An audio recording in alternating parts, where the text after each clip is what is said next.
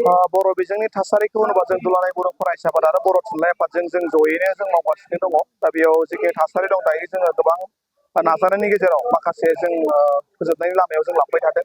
Fence आरो स्कुलनि जेंनाया दंबावो दाबो बियो बिटिआर रेकर्डनि 6.3 क्लस बायदियै जोंहा जानो थांगासिनो दङ। दा बियो हयथ' बेयो थाबैनो जोबनायनि मोनसे आसायाव दङ। दायो 10था कलेजा जिथु जाखांबाय सेकेन्डारि आरो एलिमेन्टारिया जागोन। बेनि उनाव गोबां भेकेन्ट पस्ट द्रप पस्ट दङ। दा बेफोरखौ जोङो सरकारजों सावरायबाय थादों। सावरायनायनि गेजेरजों जोङो बिथांमोननिया एसे लेट जागोन बेखौ जों नुनानै बिटिसि गभर्नमेन्टखौ जोङो दाख्लैबावै कन्ट्रेक्सुवेलाव जों होनो होदों जाहाथे जोंनि साइन्स आरो मेथ्स जे द्रप पस्ट जालांनाय बियो थाबैनो जोबो। आउटसाइड बिटिसिनि माखासे जेंनाबो दङ। बेयाव स्पेसियेल टेट जों बिदोंमोन दाख्लैबावै मन्थ्रिया बुंदों स्पेसियेल टेट खुंनानै बै फरायसालिफोरनि भेकेन्ट पस्ट बेखौ फोजोबनाय मोनसे थासारियाव जाफैगोन। बेजों लोगोसे माखासे इउनिभारसिटिफोरावबो जोंनि जेंना दं आरो बेखौ लानानै जोङो सावरायगासिनो दङ। आरो सिटेटआव जोंहा बर' लेंगुवेज हिसाबै जोंहा दासिम हाबाखै बेखौबो जोङो हादरनि सोलोंथाइ मन्थ्रिजों सावरायगासिनो दङ आरो बियो जानायनि मोनसे लामायाव दिनै दङ।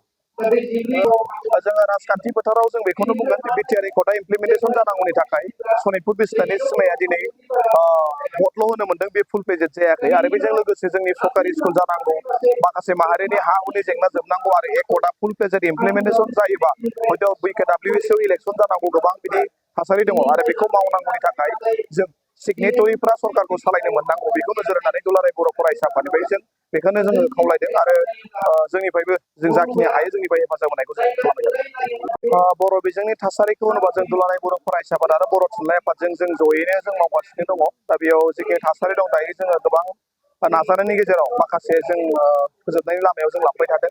फेन्स आरो स्कुलनि जेंनाया दंबावो दाबो बियो बिटिआर रेकर्डनि 6.3 क्लस बायदियै जोंहा जानो थांगासिनो दङ।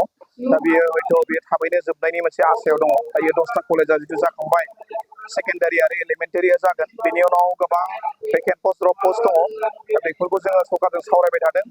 सावरायनायनि गेजेरजों जोङो बिथांमोननिया एसे लेट जागोन बेखौ जों नुनानै बिटिसि गभर्नमेन्टखौ जोङो दाख्लैबावै कन्ट्रेक्सुवेलाव जों होनो होदों जाहाथे जोंनि साइन्स आरो मेथ्स जे द्रप पस्ट जालांनाय बियो थाबैनो जोबो। आउटसाइड बिटिसिनि माखासे जेंनाबो दङ। बेयाव स्पेसियेल टेट जों बिदोंमोन दाख्लैबावै मन्थ्रिया बुंदों स्पेसियेल टेट खुंनानै बै फरायसालिफोरनि भेकेन्ट पस्ट बेखौ फोजोबनाय मोनसे थासारियाव जाफैगोन। बेजों लोगोसे माखासे इउनिभारसिटिफोरावबो जोंनि जेंना दं आरो बेखौ लानानै जोङो सावरायगासिनो दङ। आरो सिटेटआव जोंहा बर' लेंगुवेज हिसाबै जोंहा दासिम हाबाखै बेखौबो जोङो हादरनि सोलोंथाइ मन्थ्रिजों सावरायगासिनो दङ आरो बियो जानायनि मोनसे लामायाव दिनै दङ।